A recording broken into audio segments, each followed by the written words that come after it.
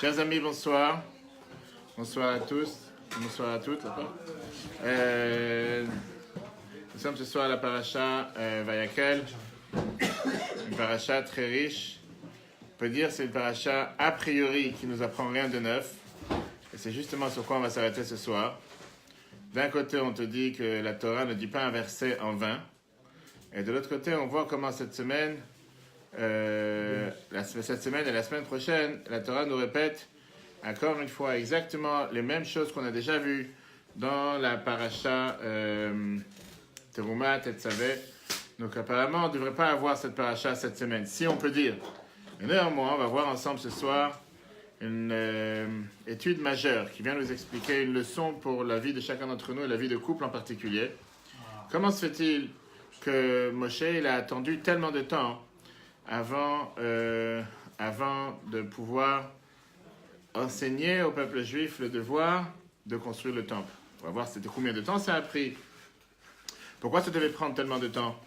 Et on va voir ce qu'on a mis dans le titre, si vous vous rappelez sur le titre du cours, qui était l'érosion. Vas-y, rappelle-toi. Face à quoi? Face, en deux mots, l'épuisement, si on peut dire, la lassitude, si on peut dire, face à la routine. Qui veut dire combien de fois des gens s'enlacent, se fatiguent, ils en ont marre d'avoir la même routine. Et c'est pour ça qu'en ce moment, on voit comment on roule très bien parce que les gens ils sont au ski, et les gens ils sont contents de partir, et les gens ils sont contents de faire des pauses. On va voir aujourd'hui quelque chose de majeur, un enseignement majeur, que Rabbi a parlé de ça à plusieurs reprises, dont une fois il y a 30 ans, en 89, sur cette notion que nous apprenons. Comment se fait-il que Moshe il a dû attendre de pouvoir enseigner au peuple juif? Pourquoi construire le temple alors qu'il aurait dû le faire tout de suite? Une des, on va dire pas des qualités, comment on appelle ça, des contraire d'une qualité, c'est un défaut. Un des défauts majeurs qu'il y a chez... Pardon, combien de dents il y a eu? On va tout de suite voir les détails, tout de suite. Un des défauts majeurs chez les humains aujourd'hui, c'est le fait de vouloir pousser pour plus tard. Le fait de vouloir toujours laisser les choses, ne pas prendre les choses tout de suite, ne pas s'occuper des choses de suite, mais d'avoir ce sentiment de ce que je peux faire maintenant, le faire plus tard. À la place de s'asseoir et réviser pour un examen, je veux juste regarder un peu les nouvelles. Et c'est passé 1 heure. À la place de commencer à rentrer dans la cuisine pour cuisiner un plat le soir, je veux voir si j'ai reçu un email et t'es parti pour encore autre chose. À la place de s'occuper de quelque chose d'important, combien de choses une personne va dire, je veux juste regarder la dernière fois Facebook pour voir ce qui s'est passé aujourd'hui dans le monde. Et malheureusement, tu perds déjà un quart d'heure, 20 minutes et tu fais plus rien. Etc., etc., etc. Ce qui se passe dans la religion juive, dans la Torah, on va voir comme quoi la Torah est 100% contre l'idée de faire traîner les choses. On va voir combien de mitzvot et combien de choses la Torah, elle se base et elle demande que les choses soient faites d'une manière, comme on appelle ça en hébreu, bizrizut. Qu'est-ce que ça veut dire bizrizut? Avec rapidité, avec zèle. La Torah qui est totalement, cette pensée juive qui est perfectionniste, ne veut pas repousser les choses, ne veut pas reporter les choses. On va voir à plusieurs reprises la fameuse phrase que la Torah te dit, Zrizin Magdimin le mitzvot. Quelqu'un qui est en général zariz, quelqu'un qui est rapide, qui veut faire les choses de manière avec du zèle rapide, il fait les mitzvot, il n'attend pas pour faire un mitzvot. Il ne va pas dire, je mets les tefillines en fin de journée, une fois que j'ai rien d'autre à faire, une fois que j'ai fini tout ce que j'ai à faire, maintenant je vais mettre les tefillines, par exemple. En règle générale, on les fait avant. On les fait d'abord dès qu'on peut, dès qu'on se lève le matin, etc. Quand on sait qu'il y a quelque chose d'important, quelque chose qui est cher à toi, quelque chose qui est important pour toi, une personne ne va pas se dire, bon, ben, on va faire ça dans 1 heure ou 2. C'est important, c'est important pour toi, ça te tient à cœur, tu le fais tout de suite. La Torah nous raconte ça sur Abraham, même le matin qu'il a dû se lever pour aller sacrifier son fils, même si ça ne s'est pas passé le test qu'il a eu. On dit ça tous les matins dans la prière, Vayashkem, Abraham, Babok, et Abraham, il s'est levé tôt le matin. Alors même si le rabbi, une fois, il a fait, si on peut dire, une blague, de l'humour dessus, en disant que si vous pensez vraiment qu'Abraham il se levait tôt, s'il avait l'habitude de se lever tous les matins à 10h, il se levait à 10h moins 5. Pour dire, oui, il parlait de ceux qui se lèvent au slichot et qui se levaient plus tôt. Non, il se levait tôt, il n'a pas attendu de faire ça au milieu de journée. C'est connu le grand débat qu'on a pour la Brit Mila, on va voir après. Est-ce qu'on doit faire la Brit Mila le matin? Parce qu'en général, on fait les mitzvot. La première des choses, on ne fait pas traîner les mitzvot, on fait les mitzvot. On fait la Brit Mila dans l'après-midi ou vers le coucher du soleil, avant le coucher du soleil. Parce que Beravin, Madrat Malher, parce que plus il y a du monde, plus la mitzvah est beaucoup plus belle. Et c'est le débat qu'on a toujours entre est-ce qu'on va chercher la quantité ou la qualité, tout dépend des avis, et chacun comme il a sa coutume. Le Rav Mordechai Eliyahu, Rishon LeZion, ancien Rishon LeZion de Israël, qui a rencontré le Rabbi plusieurs reprises. C'était quelqu'un, j'ai eu la chance de parler avec lui, quelqu'un qui était vraiment un génie dans la Torah et dans tout. Il a écrit une fois une phrase suivante en disant Quelqu'un qui sait être rapide, quelqu'un qui sait agir avec du zèle, il a déjà gagné la moitié de son mazal. Ce qui veut dire, il a déjà gagné la moitié de son mazal. Il a voulu dire la chose suivante. Quelqu'un qui sait agir sans traîner et sans être pas fainéant ou paresseux, c'est pas ça le problème. C'est de ne pas repousser au lendemain ce que je peux faire maintenant. Ne pas repousser dans une heure ce que je peux faire maintenant. Ne pas repousser à plus tard ce que je peux faire maintenant. Il a déjà gagné la moitié de la bataille. Dans les affaires, dans tout. Il est déjà à moitié gagnant. Il est déjà à moitié en forme. Qu'est-ce qui va commencer? Et la réalité, elle est qu'à chaque fois qu'on veut faire quelque chose de bien, on aura toujours ce sentiment à l'intérieur de dire qu'est-ce que tu l'as dépêché? Prends ton temps, tu feras demain. Pourquoi aller à un cours maintenant? J'irai à un cours demain. Pourquoi apprendre la Torah maintenant? On va voir après. Non, laisse pas. Fais la Torah. Si tu veux réussir dans la vie, ne cherche pas à repousser les choses. Ne va pas reporter les choses. Si tu peux le faire maintenant, fais-le maintenant. Regardons sur la Gemara Psachim, page 4, B nous dit, tout au départ, premier paragraphe, Kol hayom kasher le milah. On peut faire la Brit Mila toute la journée. On ne fait pas la Brit Mila la nuit, c'est écrit Bayom Hashmini. De là, on apprend qu'on fait la Brit Mila le jour et pas la nuit. Mais Zrizin Magdimin le mitzvot. Ceux qui veulent être Zaris, qui veulent faire du zèle, être rapide, ils font les mitzvot en avance, nous on le sait. Chez Neymar, comme c'est écrit, Vayashkem Avraham Babokar, Avraham il se levait tôt le matin. Très bien. Là vient la question qui dérange, une question énormément puissante qui doit déranger n'importe quelle personne qui apprend la paracha de cette semaine. Moshe descend du ciel, là voilà les détails. Moshe descend du ciel avec une énorme nouvelle, une révolution sur la planète qui n'a jamais existé jusqu'à présent. Il n'y a pas eu un scoop aussi important dans le monde que le scoop que Moshe va dévoiler. Que quoi? Que Dieu, il a finalement pardonné sur la faute du Vaudor, alors qu'on était prêts de tous partir, de tous mourir avec la faute du Vaudor. Et la preuve que Dieu il a pardonné, c'est qu'il nous demande de mettre en application, de construire pour lui une maison, une résidence dans ce monde. De construire pour lui un temple, afin que le peuple juif puisse s'unir avec Dieu dans ce temple. Et ça, c'est la meilleure preuve comme quoi je vous ai pardonné. Et qu'est-ce qui se passe? Moshe dit, je prends mon temps. Il leur fait pas savoir la nouvelle aujourd'hui. Il leur fait pas savoir la nouvelle tout de suite. Il est descendu, quand est-ce qu'il est descendu pour faire savoir que Dieu l'a pardonné? Le jour de Kippour. C'est très bien, le deuxième table de la loi, c'est le jour de Kippour. Salarti Kitvarecha. Qu'est-ce qui se passe? Il rassemble Aaron, il rassemble les anciens, il rassemble les érudits du peuple juif. Et il leur fait savoir les lois de la Torah qu'il a appris dans le ciel. Le lendemain matin, là, Moshe, on va dire, il s'est bien reposé, il a dormi la nuit. Là, il rassemble le peuple juif. Il y a quel Moshe? Moshe, il a rassemblé le peuple juif pour leur faire savoir cette merveilleuse nouvelle. La paracha de la semaine dernière, si vous vous rappelez comment elle s'est passée, comment elle a terminé. On a décrit dans tous les détails comment Moshe est descendu du ciel. Regardons Shemot, page 34, chapitre 34. Vaï beredet Moshe, quand Moshe est descendu, mais à Sinaï, du mont Sinaï. Il y avait ces deux tables de la loi dans la main de Moshe. Aaron, tous les chefs de tribus se sont rassemblés avec lui. Moshe leur a parlé. Après ça, tout le peuple juif s'est rapproché de lui. Il leur a raconté ce que Dieu il a parlé avec lui au mont Sinaï. Ça, c'est la semaine dernière. Comment elle commence la paracha de cette semaine? Elle commence avec cet événement majeur qui ne s'est jamais encore passé, cet événement, si on peut dire, ce scoop mondial qui a eu une seule fois dans l'histoire. Vayakel Moshe el Koladat Israël. Moshe rassemble tout le peuple juif. Vayomer Aleem, et il leur dit, Ze Adava Shatziva Hashem les morts. Voici ce que Dieu vous a ordonné en disant, Krum et Itrem, prenez chacun de chez vous, Trouma Hashem, un don pour Dieu. Quand le divlibot de celui qui est généreux et vieillard, il amènera à Troumat Hashem, le don de Dieu, Zav, Kesef, Nechoshet, or, argent et cuivre, et il leur donne le devoir de commencer à construire le temple. Viens les Yalkut Shimoni, commentateur du Chumash, début de paracha de la semaine. Regardez ce qu'il nous dit. Mitrilat Torah ve'at sofa. Depuis le début de la Torah jusqu'à la fin de la Torah, il n'y a pas une seule fois ce mot. C'est la seule et unique fois que ce mot est écrit dans la Torah. Ein ba parasha. C'est la seule paracha dans la Torah qui est écrit le mot Vayakel au début de la Torah. C'est la seule paracha qui s'appelle Vayakel. Rassemblez-moi. Viens Ramban, Nachmanid, Rabbi Moshe ben Nachman, sage d'Espagne, et te dit la phrase suivante. Qu'est-ce que ça veut dire Vayakel, Kol Adat Bnei Israël? Le but de rassembler tout le peuple juif, Anashim Anashim, les hommes et les femmes, Kikulam, Itnadvu, Bemlechet Mishkan, qu'ils ont tous participé au don du Mishkan. On a donné le long cours la semaine dernière qu'on peut revoir sur l'application Etora. Le fameux cours sur le kior, les bassins, les miroirs des femmes. Les femmes ont participé avec le bassin, miroir en cuir, quel était le but. On a pris sur les échecs, tout ça on peut revoir sur l'application. Tout le monde a participé, Moshe rassemble tout le monde. Moshe a fait quelque chose qu'il n'a encore jamais fait jusqu'à présent. C'est la première fois dans l'histoire, on n'est pas Chumash Dvarim. Chumash Dvarim, c'est la répétition de la Torah. Là, Moshe va répéter ce qui s'est passé à matin Torah au Mont Sinaï. Et la première fois, il rassemble tout le peuple juif. Et non, on ne parle pas ici d'une communauté qui a 500 personnes de Shabbat. On parle ici quelques millions de personnes. Je ne sais pas si vous imaginez ce que ça veut dire. Rassembler tout le peuple juif.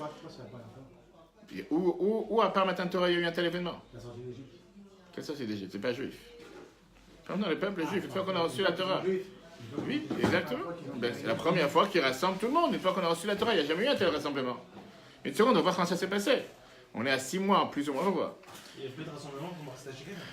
Non, ça c'était qu'on devait compter, c'était les impôts que chacun devait rassembler. C'est pas un rassemblement de tout le monde, c'est chacun devait l'amener. D'accord? Et là, le fait que Moshe fait une telle chose, ça veut dire quoi? Que c'est une révolution. Combien de fois on entend des présidents qui disent ce soir, le président va parler à la télévision, il va s'adresser au peuple. Une nouvelle majeure qui arrive. C'est ce qui s'est passé. Depuis le matin de Torah, ça ne s'est pas passé un tel événement. Tout d'un coup, ce soir, je vous fais savoir qu'aujourd'hui, il y aura une nouvelle majeure, quelque chose qui va se passer, quelque chose d'énorme. Et néanmoins, on voit que Moshe, il ne se presse pas. C'est pas qu'il fait quelque chose tout de suite, comme si c'est quelque chose d'urgent. Il a le temps, il va dormir la nuit. Avec cette nouvelle qui gagne à l'intérieur. Tout le monde est impatient de savoir qu'est-ce qui se passe. Tu viens de revenir. Ça fait 40 jours qu'on t'a pas vu, plus que 40 jours. Ça fait 3 fois 40 jours. Une fois 40 jours, il est parti, il est descendu, il a cassé l'étape de la loi. Une deuxième fois, il est reparti pour demander pardon. Une troisième fois, il est remonté pour avoir la deuxième table de la loi. Et là, il redescend pour dire que Dieu l'a pardonné, mais on s'attendait à une nouvelle. Et qu'est-ce qui se passe? On n'a pas de nouvelle et à la place, il est parti dormir. Le lendemain, Moshe, il arrive. Et là, il rappelle qu'est-ce qui va se passer. Vient Rashi, Vayakel Moshe. Moshe, il a rassemblé le peuple juif. Rashi te dit quand ça s'est passé? Le Machorat, Yom Kippourim, Boyarad Minar. C'était pas le jour où il est descendu. Le jour où il est descendu, Moshe n'a rien dit. Il a dit, j'ai une nouvelle à vous dire. Et c'est passé quand? Le lendemain. Le lendemain qu'il est descendu de la montagne, là, Moshe il vient et il dit, maintenant j'ai quelque chose à vous dire. Comme si toute ton excitation, tout ce que tu t'attendais, tout ce que tu t'apprêtais à recevoir, c'est pas aussi excité que le jour même qu'il est revenu. Alors on va rentrer dans les détails des commentateurs. Est-ce que c'était vraiment, il avait le temps? Peut-être qu'il est revenu la nuit des Kippour. Peut-être qu'il est arrivé avant la Neila, la période d'année. Il n'avait pas le temps de les rassembler. Peut-être qu'il n'avait pas le temps de se voir. Peut-être l'avion a eu du retard. On va voir tous ces détails-là aujourd'hui. C'est très riche. Ça arrive, exactement. Sauf qu'à l'époque, il n'y avait pas d'avion. La première question, on va voir comment le Rabbi, justement, il n'est pas d'accord avec le Maskil et David, qui est un des commentateurs du Chumash. Très intéressant, on va rentrer dans les détails. La question qui demande est la question très claire. Pourquoi Moshe n'a pas utilisé ce momentum, cette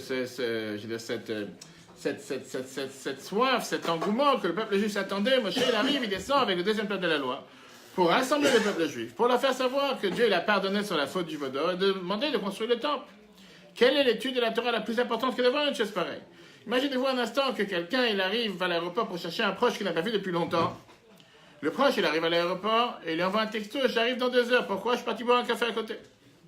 Ça fait 40 jours qu'on t'attend. Si tu as maintenant autre chose à faire, viens nous raconter ce qui se passe. Regardez ce que le Maskil et David demande la question à des commentateurs de Rashi. On doit expliquer la raison de la chose. Comment ça se fait qu'il n'a pas dit cette paracha directement le jour de Kippour? Comme il leur a dit les autres mitzvot. On vient de voir ce qu'on a mentionné la semaine dernière dans la paracha, que dirtiv leel, comme on a dit dans la paracha Kitissa. Vaetzavem et kol asher diber ito Hashem be'ar Sinai. Il leur a ordonné tout ce que Dieu lui a parlé au mont Sinaï. Donc le jour de Kippour, il leur a déjà enseigné la Torah. Puisque le jour de Kippour, il leur a enseigné des lois, pourquoi il n'aurait pas pu dire la nouvelle est majeure, la nouvelle énorme, pour la première fois dans l'histoire qu'un Dieu demande, construisez-moi une maison. Pourquoi il va attendre le lendemain? Regardons ce qui s'est passé avec Eliezer. Encore une fois, on sait que le Maaseh Avot, Siman Labanim, tout ce qui s'est passé avec les patriarches, on apprend ça pour les enfants, pour les générations à venir. Regardez ce qui s'est passé avec Eliezer, l'esclave d'Abraham. Il arrive d'un chemin lointain, il arrive d'Eretz Israël qui est très loin. Il n'a pas mangé toute la journée. Quand la famille de Rivka vient, il lui dit, viens mon cher futur ami, puisqu'au final, elle va se marier avec Yitzhak, viens manger quelque chose. Il dit non, lo uchal ad imdibar tidvara, je ne veux pas manger jusqu'à ce que je dise c'est quoi ma mission. J'ai un rôle à faire, j'ai une mission à faire, j'ai un devoir à faire. D'abord, je fais savoir ma mission et après, je vais dire ce que j'ai à faire. Et là, Moshe Rabbeinu, à la place de se précipiter à faire savoir au peuple juif la mission que Dieu lui a donnée, il attend jusqu'au lendemain. Pourquoi? Il dit comment, s'il leur dit maintenant, oui. Il n'aurait pas commencé devant Kippour, ça aurait pas été un problème ou... On va tout de suite voir ce point dans un commentateur qui n'avait pas de Kippour à l'époque. Le Kippour, il a commencé l'année d'après. On va tout de suite voir. Tu as posé une bonne question. On va tout de suite voir. Il y en a qui te disent que Moshe, il est descendu du ciel, comme j'ai dit tout à l'heure, à la fin de Kippour. Comme il est arrivé à la fin de Kippour, juste avant la tombée de la nuit, on sait très bien ce qui se passe dans toutes les synagogues et les Bate Chabad, que dès que ça arrive 1 heure avant la fin de la nuit, les gens ils attendent la montre parce qu'ils sont affamés depuis 24 heures, ils n'ont pas mangé. Et la minute où Kippour est fini, c'est déjà fini. Une demi-heure après, tu n'as plus personne. On voit chaque année ça va travailler. Comme si vraiment c'est la fin du monde. Maintenant, disons que c'était la fin de Kippour. Et donc, il n'avait pas le temps de rassembler tout le monde, parce que les gens ils se précipitent. Ça, c'est un commentateur qui veut dire. Il avait la force physique de le faire. Tout de suite, une seconde, on va voir. Pourquoi il n'aurait pas la... Quelle différence entre ce soir et demain? Il a une nuit de repos, il vient de se taper. T'as oublié que pendant... Très bien. Attends, 40 jours et 40 nuits, il n'a pas mangé, ça lui de la force. Oui, bah c'est ça. Donc, de toute façon, c'est un extraterrestre. Si tu parles en termes de force. Il n'a pas mangé 40 jours et 40 nuits, il a comme un survie. Ah, non, c'est bon. Le Beit Hadash, il te dit dans Orachaim, dans Shulchan Aruch, Siman Tafkuf Pe'alef, Siman 581, Efshar le Hashem, on peut répondre, on aurait pu dire, Sheiridato Beyom HaKippurim et Asamuch Lev, que quand est-ce qu'il est descendu, quand est-ce qu'il est arrivé, le jour de Kippour, c'était proche de la tombée de la nuit. Et donc, il n'y avait pas vraiment le temps de commencer, il n'y avait pas les lumières comme aujourd'hui. Et donc, il n'y avait pas la possibilité de rassembler tout le monde, de manipuler tout le monde, etc. Sauf qu'encore une fois, nous, on doit toujours se baser sur Pshuto Shel Mikra. Toutes les explications peuvent être bonnes, mais il faut voir où c'est écrit ça dans le verset. Rashi n'est pas d'accord avec cette explication. Rashi dit le contraire. Rashi vient et te dit quelque chose qui nous montre comme quoi il y a ici un problème majeur dans la conduite de Moshe, apparemment. Regardons qu'est-ce que Rashi nous dit. Vaikar Yitro Choten Moshe. On a vu ça dans le parashat Yitro. Yitro, le beau-père de Moshe. Il a pris Ola Zvachim Lelokim, il a amené un sacrifice pour Dieu. Vayavo Aaron, Vechol Zikne Israël. Aaron et les anciens sont venus, les Chol Lechem Im Choten Moshe Lifna Elokim. Ils sont venus faire un barbecue, manger un peu avec le beau-père de Moshe, faire la fête. Vayim Imachorat. Et le lendemain, Vayesh Moshe Lishpat Etam. On a vu ça dans Yitro. Le lendemain, Moshe s'est assis pour commencer à juger tout le monde. Viens Rashi. Rashi te dit, Vayim Imachorat. C'est quoi le lendemain? Motsae Yom Kippourim. C'était le lendemain, c'est la fin de Kippour. Ou Maom Imachorat. C'était le Machorat Riktomina. Le lendemain qu'il était assis, qui est descendu de la montagne, là il leur a donné. Ça veut dire que quand il est descendu, il s'est assis à faire un barbecue, il a fait une fête avec son beau-père, il a invité quelques amis. Le lendemain, il s'est précipité à donner la mission que Dieu lui a donnée. Donc après Rashi, il y a ici ce que Rashi nous explique dans la parashat Yitro, le fameux dialogue et débat qu'il y a eu entre Yitro et Moshe sur la charge qui pèse sur les épaules de Moshe. Que Yitro, il a dit, tu ne peux pas tout faire tout seul. Prends des délégués, fais en sorte d'amener des dizaines, des centaines, des chefs de centaines, de milliers, etc. Quand est-ce que ça s'est passé? Rashi te dit que ça s'est passé le lendemain de Kippour. Ça veut dire quoi? Que l'événement que Yitro est arrivé au camp du peuple juif, comme on vient de citer, avec les sacrifices, et ils sont assis à manger, c'était le jour d'avant, c'était le jour de Kippour. Dès que Moshe est revenu sur terre, son beau-père il vient le voir, comme tous les beaux-pères, ils aiment bien leur gendre, et il dit, ah, je t'ai pas vu depuis longtemps, viens, on fait une petite fête, on fait un petit repas, etc. Donc Moshe s'est assis, il a mangé correctement avec Aaron, Yitro et les sages du peuple juif. Il ne s'est pas du tout dépêché de faire la mission, et surtout pas comme le Bach nous dit, encore une fois d'après Rashi, que c'était pas qu'il est arrivé le soir, il n'y avait pas le temps, tout le monde dormait, et il est arrivé où le matin, en début d'après-midi, d'après Rashi, puisqu'il a eu le temps de rassembler ses proches, sa famille, manger, se réunir, et après seulement il est parti faire bonsoir, après seulement il est parti le lendemain faire savoir ce qu'il devait faire savoir. Et la question qu'on a demandé, c'était si Moshe il a eu le temps d'inviter son beau-père, si Moshe il a eu le temps d'inviter sa famille, pourquoi il n'a pas trouvé le temps de faire savoir la nouvelle à tout le peuple juif que Dieu a donné cette mission de vouloir construire le temple? Il y avait du temps. Même si tu vas me dire, il n'a pas besoin de lui d'aller lui faire dire du porte à porte. Il peut très bien nommer des gens, aller faire savoir à tous les peuples juifs, pour aller faire savoir qu'on a un message de Dieu. Et comme j'ai dit, c'est pas tous les jours que tu reçois un tel message. C'est pas tous les jours que Dieu vient et te donne une mission de construire un temple sur terre. Et tu vois dans la question Maskil et David, qui est un autre commentateur du Chumash, il vient et te dit, si on peut dire que Moshe ne voulait pas parler de dons le jour de Kippour au peuple juif. Il ne voulait pas faire de collecte de dons, bonsoir. Il ne voulait pas faire de collecte de dons avec le peuple juif le jour de Kippour. Il s'est dit, j'ai pas vraiment envie de leur parler de ramasser de l'argent. Parce qu'au final, la première demande qu'il leur a demandé, or, argent et cuivre qu'on a besoin pour le temps. Mais le rabbi n'est pas d'accord avec ça. Le rabbi te dit qu'il y a une difficulté avec ce Maskil et David. Parce qu'on n'a pas fait Kippour ce jour-là. La réponse est ce que tu as demandé. Kippour n'a pas été fêté la première année. Kippour a été fêté l'année d'après. Fêté, célébré. Kippour a été commémoré, si tu veux, l'année d'après pour se rappeler que cette année Kippour, c'est la première fois que Moshe descend avec la deuxième table et que Dieu l'a pardonné. C'est pour ça que l'année d'après, on a commencé à faire Kippour. Cette année, il n'y a pas de Kippour. Il n'y a pas de devoir de faire Kippour. Et donc, la preuve, encore une fois, comme Rachid te dit, que ce jour-là, ce jour de Kippour, Moshe il était assis en train de manger, faire la fête avec son beau-père et avec les anciens. Donc dire que parce que c'était le jour de Kippour, on ne voulait pas parler de demander des dons, c'est pas vrai. En tout cas, le rabbi n'est pas d'accord avec le Maskil de David, et ça, comme on dit, common sense, c'est le sens commun de dire que il n'y avait pas de Kippour à ce moment-là. Revenons à la question qui dérange.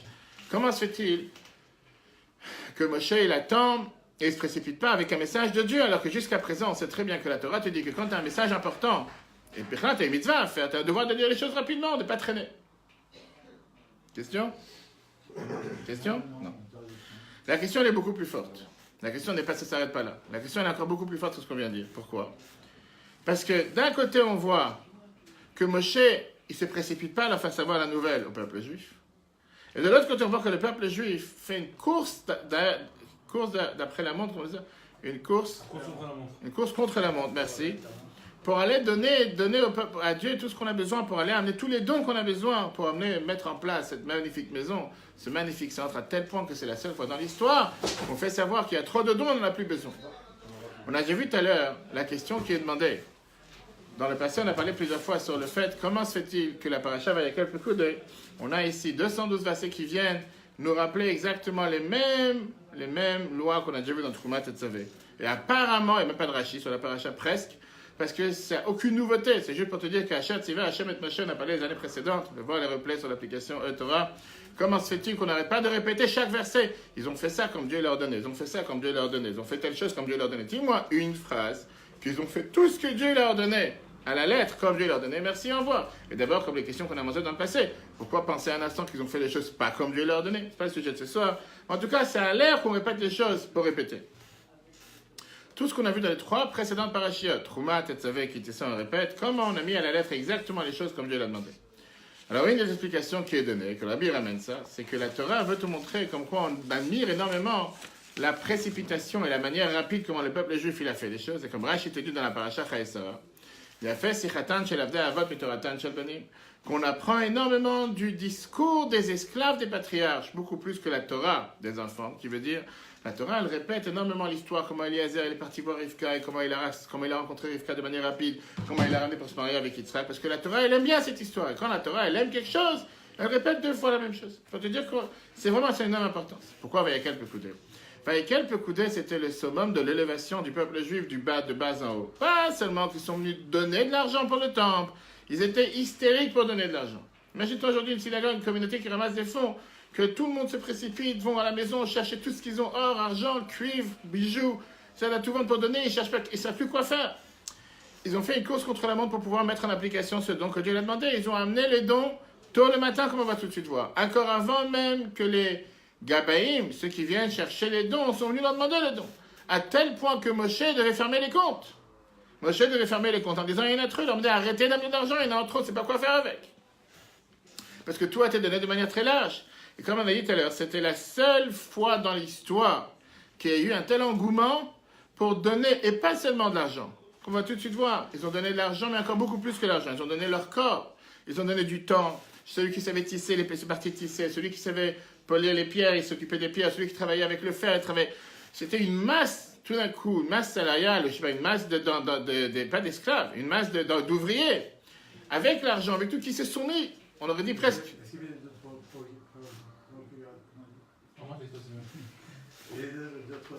C'est à faire en fait. C'est pas normal, c'est à faire. Encore une fois, tu rigoles avec ça à faire. Le peuple, je te demande une question. Le peuple que tu critiques la semaine dernière, moi je te le critique, que la semaine dernière on te dit qu'ils ont complètement oublié le don de la Torah il y a 40 jours, qu'ils ont complètement oublié qu'il y a 3 mois ils sont sortis d'Égypte, qu'on les traite de tous les noms parce qu'ils sont capables de rien. Le moment où Moshe vient les voir, tout d'un coup ils se transforment à 1000 degrés. C'est comme ça. Je te dis. Quand tu vas le rabbin, c'est pas pareil que quand tu. C'est pas pareil. Et donc, même si aujourd'hui dans la vie, tu as beaucoup de gens qui sont prêts à faire des dons, beaucoup de gens sont prêts à donner des dons d'argent, ne sont pas prêts à donner des dons de leur personne. Oui. Beaucoup de gens, ils préfèrent des fois te dire, je te donne un don d'argent, mais de moi mettre la main à la pâte, de moi commencer à construire un mur, de moi commencer à peindre, non, c'est pas mon truc. Va prendre l'argent et c'est tout. Ils n'ont rien à faire. Ils s'ennuient, quoi. Ils sont au chômage, maintenant, je sais ça. Tu as ici des millions de personnes qui attendent que Moshe descende. Qu'est-ce que vous n'avez rien à faire? Mais ils ont fait quoi sinon? Une seconde, il n'y aurait pas eu le temple. Je te demande une question. Il n'y aurait pas eu le temple. Qu'est-ce qu'ils faisaient ces gens-là toute la journée? Ils étaient en train de bronzer au Club Med. Rien du tout. Ils étaient en train de jouer au casino. De quoi tu parles? Ils n'avaient rien à faire. Ils n'avaient pas une vie personnelle. Ils n'avaient pas quelque chose à faire. Avec tout le bétail qu'ils avaient. Qu'est-ce qu'ils sont en train de faire toute la journée? Je sais pas, moi aussi je te demande la question. Tu as des millions de personnes qui s'ennuient. Donc, à part râler. Regardons que la Chumash Shemot nous dit, chapitre 36. Chiffre de V, mais vieux et là, la Torah te dit clairement quand est-ce qu'ils ont amené les dons, baboker, tôt le matin. 2 fois baboker. Yombrou el Moshe, ils ont dit à Moshe. Le peuple n'arrête pas d'amener des dons, il y en a trop pour le travail. Moshe leur donnait, ils ont fait passer une voix dans le peuple, dans le camp. Et qu'est-ce qui s'est passé? Homme, femme, je vous en supplie, n'amenez plus d'argent pour le don du temple. Le Kliyaka, commentateur du Chumash, il vient et te dit la phrase suivante. C'est écrit dans le Chumash, la parasha de cette semaine, chapitre 36, verset 4. Vehem et Viol, Nedava, Baboker, ils ont amené le don tôt le matin. Shnei simanim tovim niru bahem. On a vu deux symboles positifs chez eux. Vehem moftim al shenatnu yedvatam besimcha. C'était un miracle du fait qu'ils sont venus donner leur don avec joie. Comme je te dis, il n'y a pas une synagogue, un centre communautaire ou un Betrabad ou une organisation dans le monde qui peut témoigner qu'ils ont eu cet engouement qu'il y a dans l'engouement qu'il y a ici là-bas. Deux choses, les cas étaient dit. D'abord, Mashévi ou Meatzmam, ils sont venus amener des dons de même, Kodem Sheba Agaba et les Mimenu, avant même que le collecteur est venu leur demander. On leur a rien demandé pour l'instant. Eux-mêmes, ils sont venus déjà le matin, ils se réveillent, la première des choses, je vais amener tout ce que j'ai pour la construction du temple. Numéro 1. Deuxièmement, ils l'ont fait avec un sourire. Mashévi ou Babok et Abepanim Meirot. T'as plein de fois des gens qui te donnent un don, et tu sais quoi, ils te disent, finalement, j'ai fait mon devoir, vas-y, maintenant, prends la porte. Ou des fois, ils te donnent le sentiment que tu les as dérangés plus qu'autre chose. Qui colle d'avoir un nitan de panim meirot, nitan babokel. Quelqu'un dit tout ce que tu donnes en général avec un sourire, tu donnes le matin, tu ne traînes pas pour le faire. Tu as envie de le faire, tu le fais avec joie, tu le fais le matin. Et ça, c'est ce qui s'est passé avec eux. Rajoutons un autre détail par rapport à cette zrizout, cet engouement, cette précipitation qu'ils ont eu, cette hystérie qu'ils ont eu de vouloir donner les dons qu'on voit dans la paracha de cette semaine. Ça nous explique aussi le début de la paracha. Avant même que Moshe leur donne les lois de comment construire le temple, que ça, c'était le but, pourquoi il les a rassemblés ce matin-là. Moshe commence à parler de Shabbat. Voilà, la paracha de cette semaine, on a parlé de ça déjà la semaine dernière. Tout d'un coup, tu commences à parler de Shabbat, on commence à parler, Moshe leur dit, ce jour tu dois travailler, le 7e, tu dois travailler, quel rapport? Qu'est-ce que tu parles de Shabbat? C'est pour ça que tu m'as rassemblé. Pour ça que tu rassembles tout le peuple. Pourquoi une chose pareille? Regardons l'explication merveilleuse que les commentateurs nous disent. Rashi le ramène en te disant, qu'est-ce que ça veut dire? Vous devrez faire le Shabbat. Malgré, je sais que vous vous précipitez et vous faites la mitzvah de la manière la plus rapide avec le plus grand zèle. Shabbat, on n'a pas le droit de le faire pendant Shabbat. Et donc, le Mishkan, Marie qu'on fait à la maison de Dieu, n'a pas le droit de la construire pendant Shabbat. Mais ça ne répond pas à la question. Regardons comment le mari, Caro, qui était l'oncle du Beth Yosef, il explique ça de manière merveilleuse. Il te dit pourquoi Moshe leur a parlé d'abord de Shabbat avant de leur parler du temple. Parce que si on regarde le texte dans le chapitre 31, Dieu lui a donné l'ordre inverse. Dieu lui a dit d'abord de faire le Mishkan, on a parlé la semaine dernière, et après on voit comment il a dit de faire Shabbat. Moshe a eu peur qu'au moment où il va dire allez construire un temple, il n'aura même pas le temps de finir sa parole, qu'il va commencer à courir, aller construire. Il n'aura pas le temps de leur dire qu'on n'a pas le droit de construire le temple pendant Shabbat.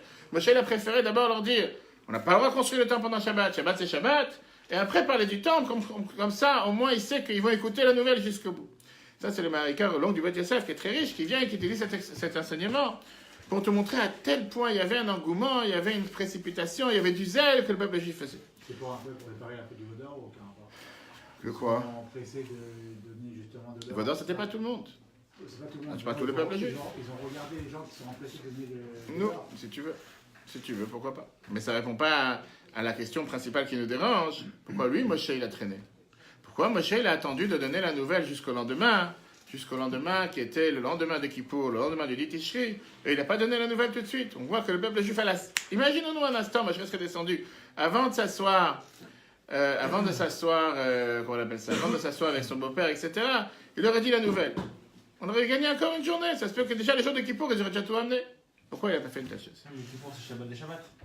D'accord, il n'y a pas de Kippour. Si tu parles en termes de Kippour comme nous, on a Kippour, ça n'existait pas à l'époque. Ils sont assis, en train de manger, etc. Ils sont en train de faire la fête. De quoi tu parles? Il y avait encore... tu comprends? Ça, c'est ce qui dérange. Il n'y avait pas une préparation nécessaire au peuple avant? Est-ce qu'il n'y avait pas une préparation du peuple avant? C'est pour ça qu'il n'a pas été Moshe direct. Est-ce que Moshe n'a pas pris son temps en se disant on va laisser le temps? On va tout de suite voir. On va voir qu'est-ce qu'il a gagné avec ça. On va voir qu'est-ce qu'il a gagné avec ça. D'accord? C'est ce qu'on va tout de suite voir. On va voir aujourd'hui deux explications magnifiques.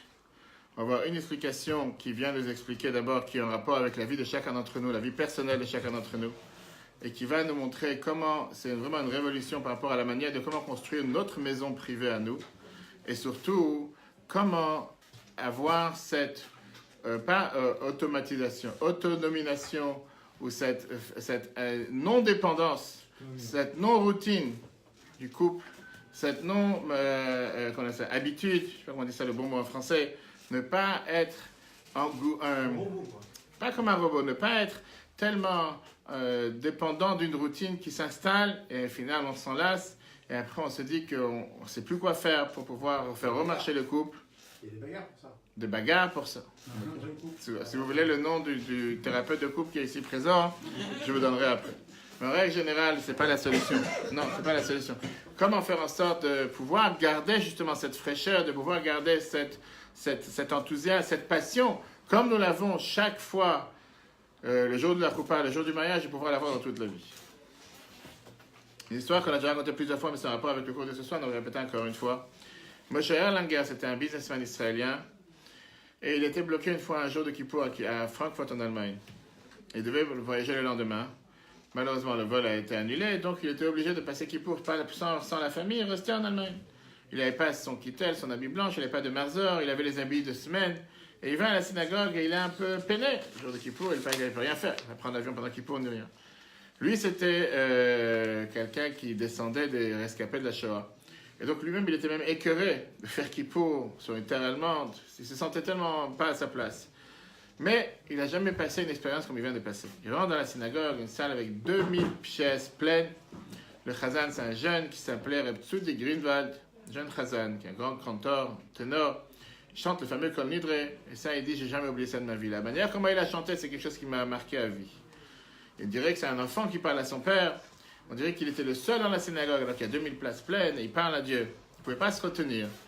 Il attend un moment de silence, il va vers le chazan, et il dit, d'où tu as eu, tu es jeune, d'où tu as une telle passion, d'où tu as un tel engouement, d'où tu as cette aura que 2000 personnes dans la salle, il n'y a pas une personne qui bouge, il n'y a pas une personne qui parle, tout le monde t'entend, on dirait vraiment que la synagogue est en train de trembler. Le chazan, il lui dit, je vais te raconter une histoire. C'était la fin de Kippour, il y a quelques années en arrière. La tefila ici, c'est terminé. Les synagogues, puisque moi je suis le chazan, donc en général je suis aussi le dernier qui part, etc. Les lumières déjà éteintes, je suis fatigué de la prière de Kippour, 24 heures de prière, je sors, j'ai déjà mal au ventre, j'ai les lèvres secs, et je vais vers l'hôtel où on m'a invité. Tout d'un coup, une personne avec une cinquantaine d'années se rapproche de moi. Il avait des longs cheveux avec une kippa en velours, une kippa blanche, on dirait qu'il vient d'en sortir toute propre, et avec un accent russe très fort, il me demande la question, pourquoi les portes de la synagogue elles sont fermées? Est-ce que c'est pas Kippour ce soir? Il n'y a pas Kol Nidre? J'ai compris que cette personne, malheureusement, a fait une erreur d'un jour. À la place qu'il devait venir hier soir pour Kol Nidre, il pensait que c'était ce soir Kippour. Il s'est trompé d'un jour. Je lui ai dit en bégayant que Kol Nidre c'était hier soir, et que les milliers de personnes qui étaient là il y a quelques instants sont déjà tous partis pour aller manger. Il a commencé à attraper sa tête, il a commencé à pleurer en criant la phrase suivante. De ma vie, j'ai pas raté un Kol Nidre à Kippour. Mon père m'a toujours dit que tout le temps que tu écouteras Kol Nidre, tu resteras juif. Et maintenant, j'ai perdu le seul lien que j'ai avec le judaïsme. Apparemment que toute l'année, il ne fréquentait pas la synagogue. Chazan dit, mon ventre, je voulais vraiment aller manger. Mais j'étais face à ces larmes d'un juif, des larmes chaudes. Qu'est-ce que je vais faire? Je lui ai dit, viens, on rentre à la synagogue. Moi et le chazan, j'ai dit, moi je suis le chazan, toi tu es le juif, ensemble on va faire Kol Nidre ce soir. Qu'est-ce que ça dérange? On va chanter encore une chanson forte. J'ai allumé quelques lumières, j'ai remis le kittel, j'ai remis le talit, j'ai mis le grand chapeau, c'est vrai que les grands teneurs avaient à l'époque, du chazan, il y a 2000 chaises vides derrière nous. Et on chante ensemble Kol Nidre. Et il me dit, c'est une chose. Ce Kol Nidre que j'ai fait ce soir-là, la vie, je ne pourrais pas oublier. C'est quelque chose que ça va tellement... À chaque fois, quand j'ai 2000 personnes autour de moi, j'ai cette crainte. Est-ce que les gens sont contents? Est-ce que les gens les entendent? Est-ce qu'ils ne sont pas contents de ce que je dis? Là, on était tout seul. Moi, lui avec son père, moi avec Dieu, on était assis tout seul dans le synagogue. Et depuis, chaque Kippour qui revient, je ferme les yeux. Et je réfléchis encore une fois à cette soirée de Kippour. C'est comme ça que j'essaie de m'enflammer quand je fais cette prière de Kippour. Là, on va dire, qu'est-ce qui paraît ici, le grand, celui qui sort grand de cette histoire, le chazan, qui a fait quelque chose de sympa pour ce juif. La réalité, elle, c'est le contraire. Ce juif, qui était un immigré de Russie, qui pensait que Kippour, c'était la fin de Kippour, la vérité, c'est qu'il ne s'est pas trompé. Il est monté ici sur une ligne qui est importante pour chacun d'entre nous. Car le vrai Kippour, ça commence à la fin de Kippour. Le vrai Kippour, ça ne commence pas à la veille. Fameuse phrase que le Rabbi répétait de que Rabbi Rachab, le Rabbi précédent, etc., quand il a demandé une fois à son père, à la fin de Kippour, et qu'est-ce qu'on doit faire maintenant? Et il a dit, maintenant on doit faire tchouva. La fameuse réponse qu'on explique chaque année, qui veut dire, Les jours normaux, les jours où il y a la routine, quelqu'un qui jeûne le jour de Kippour, ça ne montre pas une grande preuve qu'il est attaché avec Dieu. Kippour, c'est normal. C'est Kippour, qu'est-ce que tu veux qu'il fasse quelque chose d'autre? C'est normal que Kippour, il montre qu'il est attaché avec Dieu. Kippour, on est des gens différents. Kippour, on est des anges. Automatiquement, on est déconnecté. Pas de rapport conjugal, on ne mange pas, on est habillé comme des anges. Automatiquement, c'est normal que tu es attaché avec Dieu. Mais le test, il n'est pas Kippour. Le test, il est qu'est-ce qui se passe le soir de Kippour? Est-ce que le soir de Kippour, tu vas manger comme un animal, tu vas oublier que tu étais en train de prier à 1 heure avec les plus grandes larmes et la plus grande ferveur? Est-ce qu'après Kippour, quand tu rentres dans la routine, tu es encore attaché à Dieu comme tu étais à Kippour? Tel point que Shulchan Aruch nous dit que les 4 jours entre Kippour et Sukkot, c'est Rishon, le Cheshvan Avonot, du fait qu'on n'a pas le temps de faire des péchés parce qu'on est occupé avec Sukkot et les Oulav, etc. Et là, il y a le test. Pourquoi Moshe est venu, il n'a pas enseigné au peuple juif le jour même de construire le temple, le jour de Kippour, le jour où Dieu leur a pardonné, c'était le premier Kippour, mais le lendemain. Moshe a voulu passer le message que la routine, c'est le test, le meilleur test pour savoir si vous pensez, vous êtes attiré à faire ce que Dieu il attend ou pas. Parce que quand est-ce qu'on construit une maison, quand est-ce qu'on construit un couple, quand est-ce qu'on fonde une maison, pas quand il y a un jour d'anniversaire de mariage ou un jour d'anniversaire tout court, mais un jour simple où il n'y a rien d'important, où il n'y a rien de particulier. Bien sûr que le jour d'anniversaire de ton mariage, tu vas montrer comme quoi tu aimes ta femme, tu vas amener des cadeaux, ou une femme va vouloir faire quelque chose de spécial pour son mari.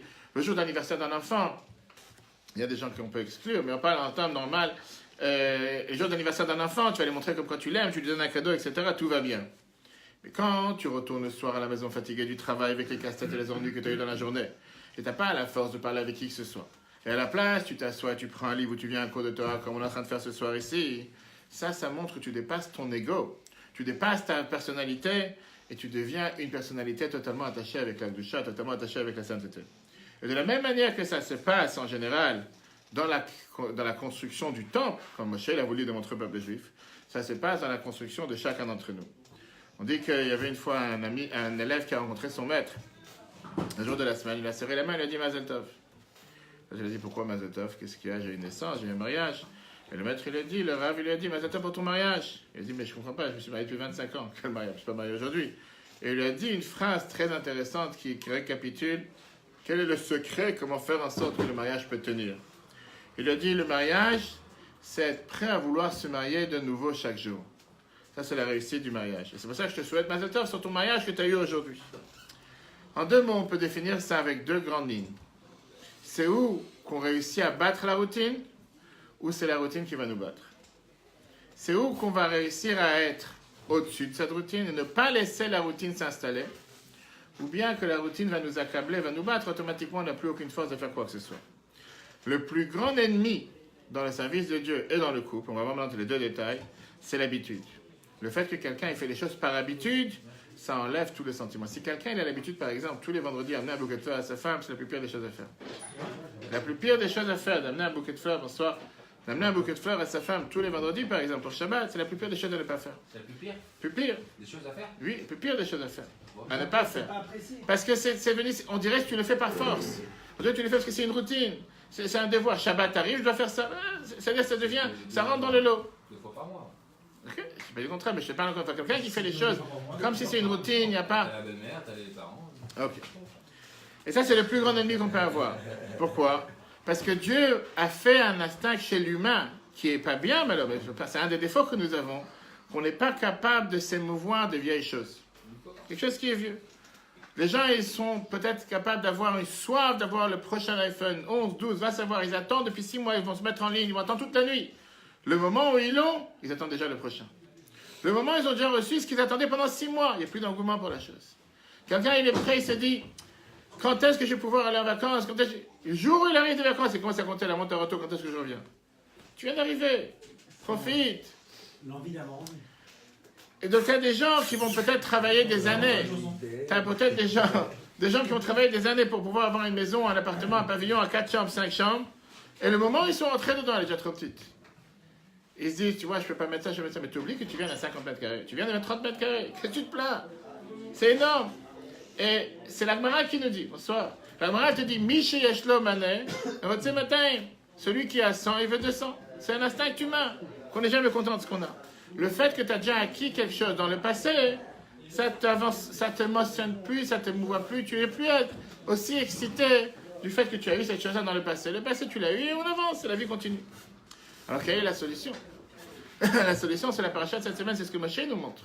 La solution, c'est de se marier à nouveau chaque jour. Chaque jour, un nouveau mariage. Chaque jour, fêter le mariage comme si je me suis marié aujourd'hui. Pas comme si je me suis marié il y a 21 ans, ou il y a 25 ans, ou il y a d'autres années. Qu'est-ce que ça veut dire se marier chaque jour? On n'a pas dit maintenant d'aller au restaurant, de faire des fêtes chaque jour. Ça ne me dérange pas, faites-le, qu'ils ont terre, comme on dit la brioute. Le problème, il est se fixer un moment pour investir dans son shalom bayit, pour investir dans son couple. De la même manière qu'on doit avoir un moment d'étudier la Torah, on doit avoir un moment de faire la tefila, on doit avoir un moment d'investir dans son shalom bayit, dans la paix, dans l'harmonie du couple. Ce qui veut dire ne pas arrêter un instant d'investir dans le lien et de faire les choses de la même manière comme si on les aurait fait quand on était jeune ou quand on venait de se marier. Et ça commence pas avec des grandes choses. Ça ne veut pas dire qu'il faut que je fasse l'exploit, il faut que j'achète quelque chose qui va coûter une fortune, il faut que je fasse quelque chose qui est hors norme. Mais ça commence de petites choses. Qu'est-ce que ça veut dire de petites choses? Ça commence avec une communication fixe. Comme le rabbi l'avait dit une fois au Dr. Weiss, on a parlé plusieurs fois à son cardiologue, qu'il prenait à cœur d'être assis avec son épouse, la rabbinite Chaya Mishka, tous les jours pendant un quart d'heure, 20 minutes pour boire un thé. Et pour lui, c'était aussi important que mettre les tefilines tous les jours. Prendre un temps consacré à son épouse ou à son mari tous les jours, aussi dur que ça peut paraître. Mais quelle différence avec le faire? Si c'est une routine au final. Non, on va y arriver. C'est que justement, ça, c'est ce qui te coûte et c'est ce que tu fais pas. Alors que les fleurs, ça te coûte pas et c'est pour ça que tu le fais. Et c'est ce que tout le monde va dire. Amener un bouquet de fleurs, ça ne prend pas la tête, c'est la norme. Je fais dans la route, je passe au magasin, je prends la fleur. Mais quand il dit non, c'est pas les fleurs. Va t'asseoir et faire quelque chose qui te coûte, que tu voudrais pas faire. Ça, tu vas voir comment ça te coûte. Je vous ai parlé plusieurs fois. J'étais une fois en train de parler avec un couple, il y a des problèmes dans le couple. Et le mari me disait, regarde, je sors avec ma femme 2 fois au restaurant par mois. Et les plus grands restaurants de Paris, les restaurants les plus chers. Elle n'est jamais contente, elle remercie jamais. Et quand je parlais avec la femme, elle me dit, je lui ai toujours dit que ça ne m'intéresse pas les restaurants. Ce que je demande, c'est qu'une fois par semaine, ils puissent me consacrer une demi-heure pour pouvoir discuter ensemble. Si c'est juste faire le tour du bloc, faire le tour de la rue pour pouvoir parler, prendre de l'air. Je suis pas intéressé à aller au restaurant, mais au moins avoir du temps pour parler. Parce que, alors j'allais te dire, parce que même au restaurant, il est sur son portable. Même au restaurant, en train de parler avec des amis. Au passage, c'est comme un objet. Il a amené son portable au restaurant, il a amené sa femme avec lui. Et c'est pas ce qui l'intéresse. Regardez comment le rabbi décrit ça par rapport à la paracha de cette semaine, le chiffre 3. En 89, il y a 30 ans. C'est quoi la nouveauté? Pourquoi Moshe il a dû attendre?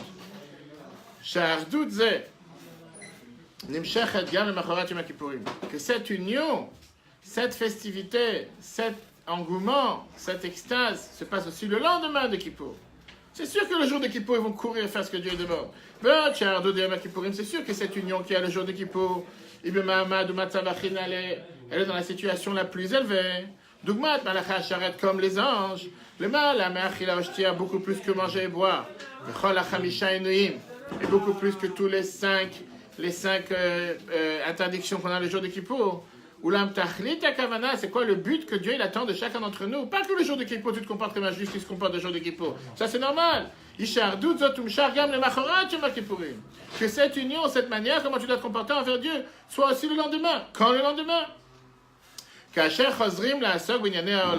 Quand tu redescends à t'occuper dans les sujets du monde, le matin au matin avec les affaires, Israël, et que le peuple juif soit encore uni, qu'on ait autant de monde à la synagogue le lendemain de Kippour comme on a le soir de Kippour.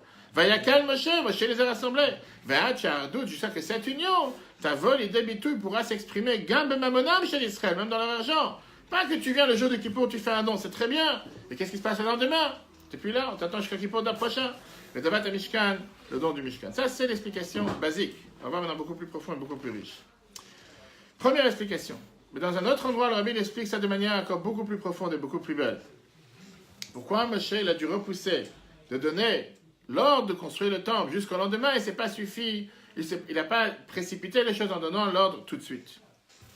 Parce qu'il y a un autre point qui est important dans la vie, qui est, Moshe a voulu leur montrer tout ce qu'on a dit tout à l'heure. Qu'est-ce qu'il faisait Moshe? En attendant, lui, bien sûr, il a mangé avec son beau-père, etc. Mais après, il était assis avec les anciens du peuple juif en train d'apprendre la Torah. Bien la Torah, elle te dit, il y a ici un enseignement majeur par rapport à l'importance de l'étude. Apprendre pour apprendre. Avoir ce kiff de pouvoir s'asseoir 1 heure comme on fait maintenant et apprendre, pas pour recevoir un diplôme, pas pour recevoir une paye, pas parce que je sais que j'ai un salaire à la fin du mois. Non, apprendre pour apprendre. On est le seul peuple au monde, le plus fou sur terre, qui s'assoit pour apprendre juste pour apprendre. Aucun autre peuple, aucune autre nation, aucune autre religion sur terre a des cours pour apprendre. Pas pour avoir un diplôme à la fin, pour avoir une formation, pour avoir, je sais pas, une mise à jour dans leur dossier. Non, apprendre pour apprendre. L'ishma, juste pour apprendre la Torah, parce qu'on a envie d'apprendre la Torah. C'est pour ça que Moshe leur a dit, vous savez quoi? Avec toute l'importance que je donne à la construction du temple, non, il faut apprendre. Venez, on s'assoit, on apprend. Le temple pourra attendre encore un jour. C'est ce qu'on va tout de suite voir.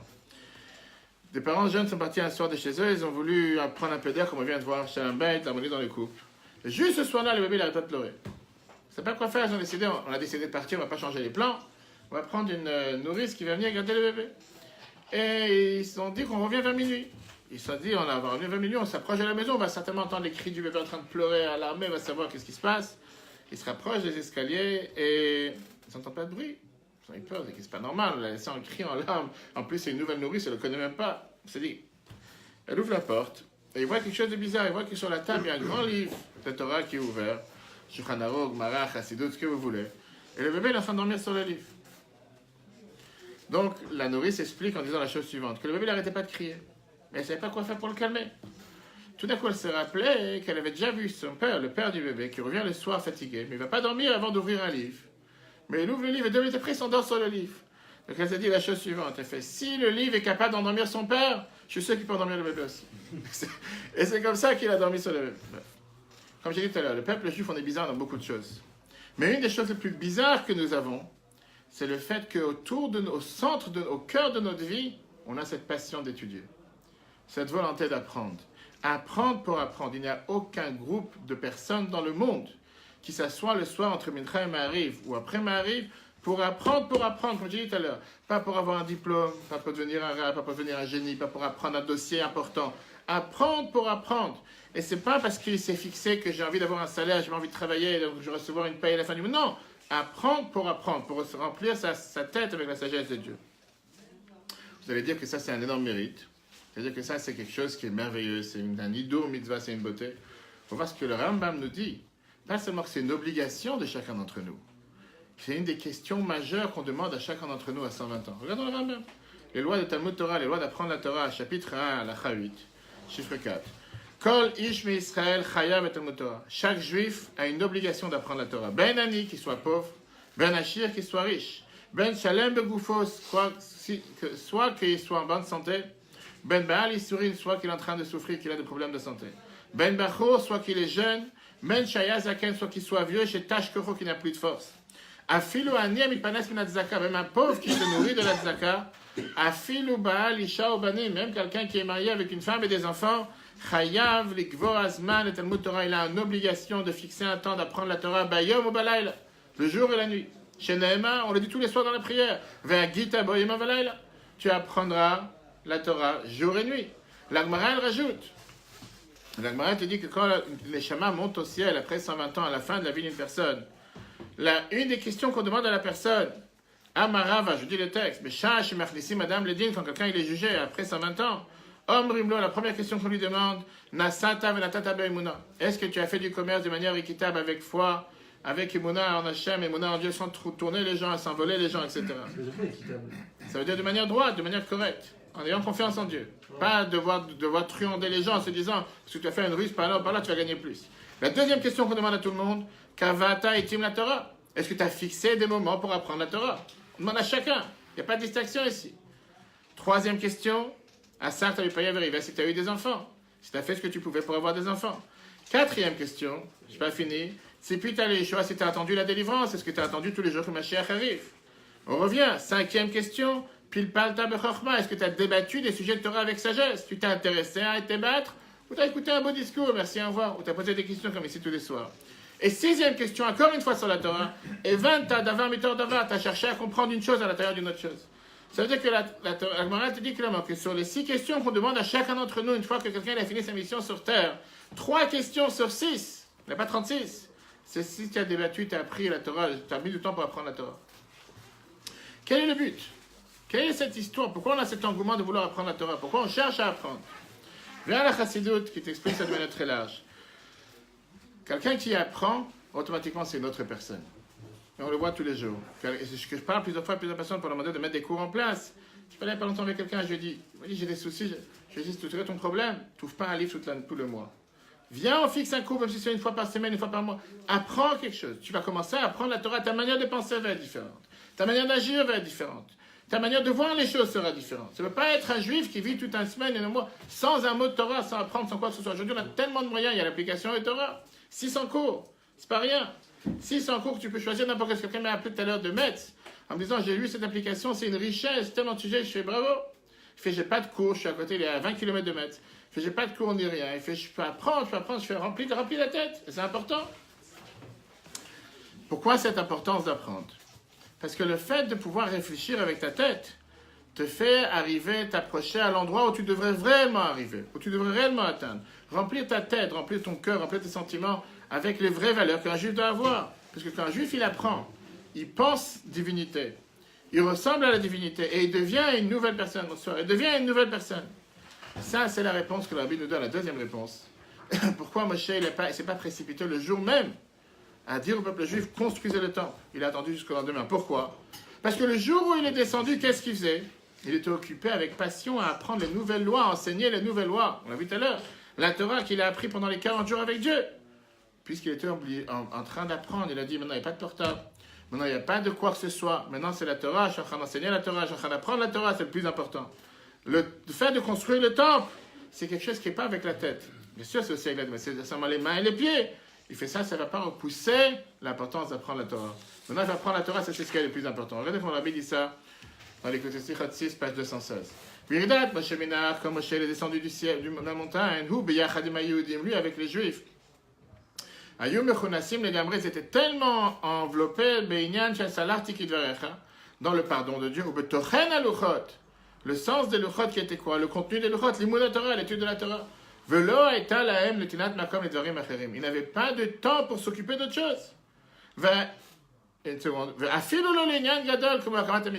Même pas quelque chose aussi important que la construction du temple. Ce jour-là, ils attendaient que Moshe arrive, leur maître revient. Ils sont décidés, on va s'asseoir, à prendre les lois que Moshe. Travailler avec la tête. Demain, on travaillera avec les mains et les pieds. Le lendemain de Kippour, Moshe les a rassemblés, les Shem et les Advarim, pour la faire savoir. Voici le message majeur que Dieu veut nous faire savoir à Shatsiva. Hachem l'a assototam pour commencer à le faire pratiquer. Tzivu imlechet Mishkan. Il a demandé de mettre en application la construction du temple. Sheikaro limud Torah amevi l'idée maaseh. C'est l'essentiel qui est l'étude de la Torah qui amène à l'action. Mais au final, c'est pas que Moshe voulait faire les choses pour leur montrer que.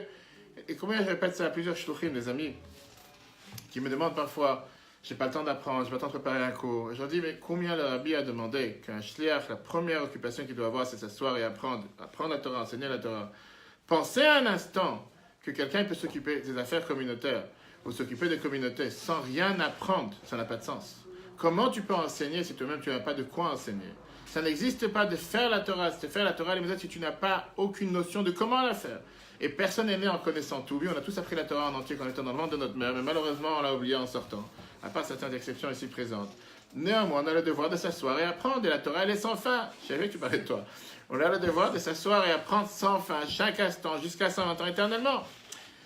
Et c'est la raison pour laquelle, chaque fois qu'on arrivait à cette période, dans les 3 semaines, et en règle générale, la période du temple, on a demandé l'importance d'apprendre les voies du temple. Pas parce qu'on veut s'habituer à vivre comme Mashiach est là, comme Mashiach n'est pas encore là. Puisque aujourd'hui, malheureusement, on n'a pas le temple. Et puisque aujourd'hui, on ne peut pas construire le temple. Qu'est-ce qu'on dit tous les matins dans la prière? Tout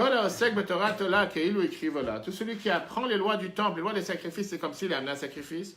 Et on te dit clairement que le fait qu'on est en exil, on a mis, si on peut dire, on a gagné quelque chose. Que quoi?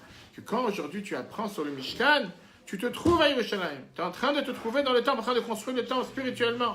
Parce que tu es en train de réfléchir comment avait l'air le Haron, comment avait l'air l'arche, comment avait l'air la table, comment avait l'air la menorah.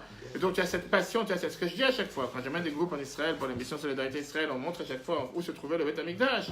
Je dis, quand tu comprends ce qu'on n'a pas, tu es encore plus avec cette passion et cette soif de dire que ma chère doit arriver. Et qui voit le Kotel est tout content. C'est quoi le Kotel? Malheureusement, bien sûr, c'est la seule chose qui nous reste. Mais par rapport à ce qu'on avait à l'époque, c'est énorme quand on entend ce qui s'est passé vendredi dernier sur le mont du Temple et on voit ce qui se passe à ces jours-ci. Je dis, mais comment est-ce possible? Comment on est parti si loin? Et c'est pour ça que ça te réveille encore plus les 18 bénédictions qu'on dit tous les jours dans la prière. Je demande à Dieu d'envoyer la venue de Mashiach. Une petite question. Le fait qu'il ait fait passer la limite de la Torah avant l'action, Est-ce que c'est pas ce qui a entraîné la faute des explorateurs? Il est resté dans la partie spirituelle et pas dans la partie matérielle. Tu as une bonne question. C'est pas entraîné parce qu'on n'est pas l'exploiteur, c'est à la fin, c'est 39 ans plus tard. Oui. Non, c'est pas à la fin, Non, c'était à la juste fin, exactement, pas à la fin. Non, c'est pas forcément parce que les 10 explorateurs, tu as bien 2 qui avaient la tête claire. Tu as vu Caleb et Yeshua qui ont été sauvés en disant non. Et ils ont compris, encore une fois, ça revient à ce qu'on a vu dans le cours la semaine dernière sur les miroirs et le bassin. Qu'eux, ils ont compris la différence. Le but même pourquoi Dieu a donné la Torah, c'est pour l'amener avec le matériel. Élever le matériel. Si c'est pour s'enfermer sur le spirituel, il n'y a pas besoin d'avoir la Torah. Si Dieu cherchait à avoir un monde qu'avec des tzadikim, qu'avec des gens qui sont... Il n'a pas besoin d'envoyer la Torah sur terre. Dieu voulait qu'on travaille avec la terre. Il a pris un risque, Moshe, quand même, en faisant ça. Pourquoi il a pris un risque? Tu vois bien, on a dit à l'engouement que le lendemain matin, avant même qu'il demande quoi que ce soit, les gens sont partis chercher l'argent. Il n'a pas pris de risque. Au contraire, il a montré comment ils ont fait tchouva, il n'a pas pris un risque. Pour enrichir ce débat, on va voir un autre sujet que le Rabbi l'amène dans un autre endroit, avec une histoire qui est racontée dans l'Agmara. L'Agmara Zvachim, page 62b. Et l'Agmara Zvachim te raconte une histoire la plus bizarre sur terre qui peut exister, un midrash. Rabbi Tarfon était assis avec ses beaux-frères. Et il ne parlait pas. Ses beaux-frères, c'était des gens qui étaient, on dit, des gens vides dans la tête. Ils n'avaient pas forcément de connaissance de Torah. Et ils ne savaient pas dire quelque chose de sensé. C'est ce que l'Agmara nous dit. Je ne fais pas allusion à qui que ce soit. Rabbi Tarfon, il a voulu leur demander de dire quelque chose. Et qu'est-ce qu'ils disent? Il leur dit, dites un verset, dites quelque chose d'intéressant. Tu vois, tout le monde est assis à table, tu veux que chacun parle. Et il a voulu qu'ils commencent à participer à la discussion. Donc il a dit un verset déformé. Et il voulait savoir s'ils sont capables de rectifier. Pour voir s'ils vont dire quelque chose. Donc il a dit les fameux versets, Vayasef Avraham, Vayikach Isha Ushma Yochani. Avraham, il s'est marié avec une deuxième femme. On sait très bien qu'une fois que Sarah est décédée, Avraham, il s'est marié avec Agar, qui était Ketura. La Torah nous dit qu'Avraham, il s'est marié avec une deuxième femme qui s'appelait Ketura. Lui, il a dit le verset. À la fin de dire, à la place de dire qu'il s'appelait Ketura, il a dit qu'elle s'appelait Yochani. On va voir tout de suite c'était qui cette Yochani. On va tout de suite voir. Eux, ils ont tout de suite repris, les beaux-frères qui étaient censés, qui connaissent rien, ils ont dit non, Ketura active. C'est écrit dans la Torah Ketura, pourquoi tu dis Yochani? Rabbi Tarfon, il a dit, vous êtes tous des Bnei Ketura, des enfants de Ketura. Voilà l'histoire la plus bizarre, parmi les histoires bizarres qu'il raconte dans la Gemara, c'est une histoire bizarre. Rabbi, il a posé dessus beaucoup de questions. On va voir seulement 3 questions ce soir, et avec ça, on va terminer.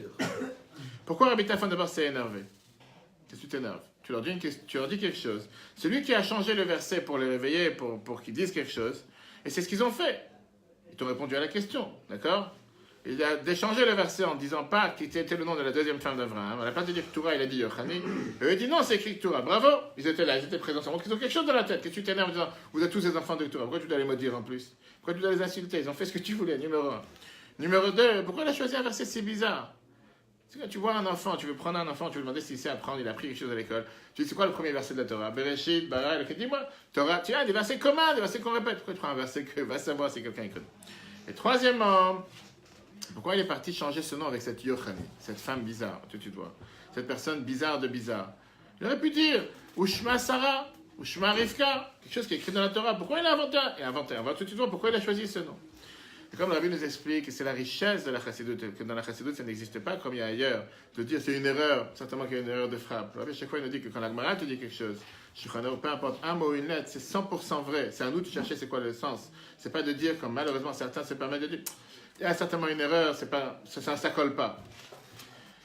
Le Rabbi t'explique comme ça, dans la Gemara Sota, on te parle d'une personne qui était une magicienne, pas une magicienne, une sorcière, merci. Mechachef a une sorcière qui s'appelait Yochani, fille de Rétivi. Elle essayait de frapper les femmes qui allaient accoucher. Comment elle les frappait? Quand une femme elle devait accoucher, Yochani, elle faisait certaines sortes de magie et elle stoppait le processus de l'accouchement. Le mari qui était hystérique, qui venait la voir à la maison, il venait voir la tzadek et Yochani, il laissait là-bas. La Gemara raconte quelques pièces de shkalim pour le kollel qu'elle avait. Elle priait et elle débloquait la situation.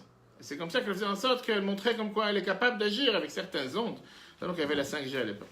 Bref, et donc les gens, ils ont commencé à se dire qu'elle a cette capacité de bloquer ou débloquer des situations. Une fois, il est arrivé là-bas un mari. Et il a payé l'argent qu'il fallait, il a payé la taxe qu'il fallait payer. Mais après, il a entendu comme elle part dans une autre chambre et elle fait des voix et des sons bizarres. Il a compris quel type de sorcellerie elle est en train de faire. Et il a dévoilé au monde entier quel est son secret. Il a dit qu'elle fait telle voix et comme ça que ça marche. La Bible explique la chose suivante. Ça, c'est l'histoire que la Gemara raconte dans la Gemara Sota sur cette personne. Que le nom Yochani, c'est un nom qui est attaché avec une naissance. Parce qu'elle était capable de pouvoir donner naissance. Rabbi Tarfon, il se tient devant ses beaux-frères, qui sont apparemment bouchés dans la tête. Et il veut les faire naître à nouveau. Donc il veut commencer avec un nouveau débat et leur donner un sens à leur vie. Donc il change le verset, ce verset-là, qu'Abraham il a pris une autre femme, il a appelé Yochani, pour dire j'ai envie de faire avec vous ce qu'elle a fait cette Yochani, de vous donner une nouvelle naissance, de commencer à ouvrir votre tête à la Torah. Et puis ça par l'étude de la Torah. Pourquoi? Parce que la Torah a dit que tout celui qui apprend la Torah à son ami, c'est considéré comme s'il l'a enfanté. Kol ha-melamed et ben chavero Torah, qu'il y a de c'est son enfant. Malheureusement, les beaux-frères, ils ont répondu, non, c'est pas Yochani, c'est Torah. Torah vient du mot fermer, fermeture. Comme Rashi nous dit là-bas, que Hagar, elle avait décidé de fermer ces parties avec lesquelles elle peut avoir des rapports, pour ne pas avoir des rapports avec qui que ce soit, seulement avec Abraham. Et donc, l'allusion qu'ils ont voulu faire savoir à Abraham, les beaux-frères, qui est Hagar, bien sûr qu'elle était déjà mariée. Non, mais. Quand il l'a dégagé, ouais, c'est un mec comme Elle ça. était déjà mariée déjà. D'accord. Mais elle a décidé de ne pas avoir de rapport avec qui que ce soit, sauf avec Abraham. Et l'allusion qu'ils ont voulu faire passer en disant ah, Rabbi Tarfan, tu penses que tu peux nous transformer, on est déjà vieux. On l'a déjà vu, on n'a pas d'espoir. Rabbi Tarfan leur a répondu ah, vous êtes des Bnei Torah. Je pensais que je pouvais faire quelque chose avec vous, que même si vous n'avez pas appris la Torah jusqu'à présent, c'est pas grave, on peut commencer à nouveau, et malheureusement vous ne voulez pas changer. Là, quand Rabbi il écrit ça. Dans la Gemara, dans les paragraphes, on a déjà dû le faire en oral. Et Rabbi te termine avec dans les paragraphes, le Shamrou Razal, Kolam la bête à Torah, qui lui a. Donc celui qui enseigne la Torah à son ami, c'est comme s'il l'a enfanté. Ou la même équipe, mais ils ont dit que tout actif, c'est-à-dire qu'ils étaient fermés, comme Rashi te dit que c'est le contraire de Yochani qui montre la naissance. En deux mots, qu'est-ce qu'on voit avec ça? L'importance d'étudier la Torah, ça a toute sa place. Moshe Rabbeinu ne voulait pas mélanger entre l'aspect qui est technique, l'aspect concret, l'aspect de pratiquer, l'aspect de mettre en application, et le devoir d'apprendre. À plus forte raison aujourd'hui qu'on n'a pas la possibilité de construire le temple, comme on parle les dernières semaines, et qu'on ne peut pas faire un milagre, même si on a le devoir de transformer nos maisons en temple, parce qu'on met des livres de Torah à l'intérieur, boîte de Zakah qu'on a besoin à chaque fois, qu'on a des cours de Torah dans notre maison, qu'on s'en transforme la maison en maison de Torah. Néanmoins, on a le devoir d'apprendre le droit du temple, et grâce à ça, on fait en sorte de pouvoir apprendre la Torah et devenir une nouvelle personne. Terminons avec une merveilleuse histoire. Il y a un chassid du Rabbi Elazar ben Goraï qui est sorti une fois à l'aéroport, et quand il est arrivé, on lui a dit que le vol a été annulé. Il ne voulait pas retourner à la maison, parce qu'il y a une des phrases qui est écrite dans la Tzava de Rabbi Yehuda Chassid, le testament de Rabbi Yehuda Chassid, que quelqu'un qui est parti de chez lui pour aller à un chemin lointain, il ne faut pas qu'il revienne le jour même. On entend dans les détails, ceux qui le font, ceux qui ne le font pas. Il a demandé à Rabbi quoi faire. Non, je ne peux pas retourner chez moi parce que je crains ce testament de Rabbi Yehuda Chassid. Et de l'autre côté, l'avion, je ne sais pas rien faire. Rabbi lui dit, apprends un chapitre de Tania, et par ça tu vas devenir une nouvelle personne, et quand tu deviens une nouvelle personne, tu peux rentrer aujourd'hui. L'idée que quand quelqu'un, il apprend, il devient transformé. Encore une fois, la réalité, elle est avec tout le plaisir et le bonheur de se revoir tous les lundis soirs ici de manière fixe depuis plusieurs années, grâce à notre chef d'orchestre, Harry, vous pouvez applaudir bien fort. Mais c'est la réalité. Je dis encore une fois, des fois, il faut se battre avec des gens pour se dire, apprends, quand est-ce qu'il était le dernier temps que tu as appris? C'est vrai qu'on met cet accent, Betrabat, c'est démarre, je parle tous les Shabbats, que je dis, les gens, beaucoup plus qui viennent pour prier, viennent pour le cours. C'est vrai que c'est un cours qui dure une demi-heure, trois quarts d'heure, c'est pas juste un discours d'un rabbin de 5 minutes. Parce que c'est un devoir d'apprendre, on a un devoir d'apprendre et d'apprendre et d'apprendre et sans fin. Et surtout aujourd'hui, qu'on a tellement de facilité pour apprendre. C'est pas comme à l'époque, il fallait venir voir. Tu peux être chez toi, tu as l'application eTorah, eTorah, et tu as des centaines de moyens. Tu peux apprendre la Rambam, Shulchan Aruch. Aujourd'hui, tu as sur ton portable, tu as toute une bibliothèque de quelques centaines de livres. Tu l'as sur ta portée de ta main. Aujourd'hui, n'importe quelle personne qui veut apprendre, homme, femme, enfant, dans les 4 coins du monde n'a pas d'excuse. C'est pas comme à l'époque, les gens disent, j'ai pas de livre, j'ai jamais lu l'hébreu. Il y a tout. Il y a en toutes les langues, en tout format. Tu peux télécharger, pas télécharger, en live, en vidéo. Il y a tout ce qu'il faut pour apprendre. Mais il faut juste vouloir apprendre. Alors, on ne rentre pas maintenant dans le débat. Est-ce que l'étude est plus importante que l'action, l'action est plus importante que l'étude? Gadol, Talmud, tu veux le masser le contraire, mais au final, c'est sûr que l'action, c'est le plus important. Mais si tu ne vas pas savoir, tu ne vas pas apprendre, tu ne vas pas savoir comment faire. Alors oui, aujourd'hui, tu as beaucoup de gens qui aiment appuyer sur un bouton et demander une question sur Internet à un rabbin. Magnifique. Et pourquoi pas si ça peut les aider. Mais ce n'est pas comme ça qu'on apprend la Torah. On doit apprendre la Torah, comme on l'a dit tout à l'heure. On est le seul peuple au monde qui s'est réuni pour apprendre, juste pour apprendre. Et c'est une de nos beautés. Pourquoi on appelle le peuple du livre? Pas parce qu'on vend des livres, et pas parce qu'on écrit des livres. Parce qu'on est des gens qu'on apprend. Et c'est pour ça qu'on a le devoir pas seulement d'aimer cette richesse, mais avec ça comprendre pourquoi Moshe a fait passer ce deuxième méthode. Donc, je récapitule les deux réponses. La première réponse qu'on a vue, c'était une réponse aussi riche. Moshe a voulu montrer au peuple juif comme quoi avoir cet engouement, cette passion, cet enthousiasme. Le jour de Kippour, c'est bien beau. Le jour du mariage, c'est bien beau. Le jour d'anniversaire, c'est bien beau. Le jour une fête importante, c'est bien beau. Mais qu'est-ce qui se passe le lendemain? Comme je dis tout à l'heure, quand tu rentres dans la routine, tous les soirs, tu rentres à la maison fatigué. Est-ce que là aussi, tu es capable de faire un sourire à ta femme? Est-ce que là aussi, tu es capable de faire un sourire à tes enfants? Est-ce que là aussi, tu es capable de ne pas te déchaîner, de ne pas t'énerver? Ou bien... Ça, c'est pour montrer qu'il y a encore plus de lumière. Ou bien ce jour-là, tu n'es pas capable. Et Dieu te dit, non, il n'y a rien de spécial. Et comme j'ai dit tout à l'heure, quelqu'un qui fait les choses parce que c'est Shabbat, puisque c'est Shabbat, je vais acheter un bouquet de fleurs. Puisque c'est Shabbat, je vais faire quelque chose de particulier. Laisse-toi tranquille. Ça devient tellement écœurant et tellement la personne n'accepte pas, la personne n'est pas prête à le prendre. Ça, c'était la première réponse. La deuxième réponse que la Bible a montré, qui était encore beaucoup plus riche, Moshe a voulu montrer au peuple juif. Le devoir de construire le temple est énormément important. C'est la mission que j'ai reçue de Dieu, c'est la révolution sur la planète. Mais la première des choses, mettons-nous à apprendre. D'abord qu'on se met à apprendre, et une fois qu'on va apprendre, on aura toutes les forces pour surmonter toutes les épreuves. Il ne faut pas oublier ce qu'on dit tous les soirs dans la prière de Marie. C'est notre vie. Rabbi Akiva, la fameuse histoire avec notre fils qui était avec ce fameux empereur romain qui lui a dit, on vous a interdit d'apprendre, comment ça se fait que vous apprenez?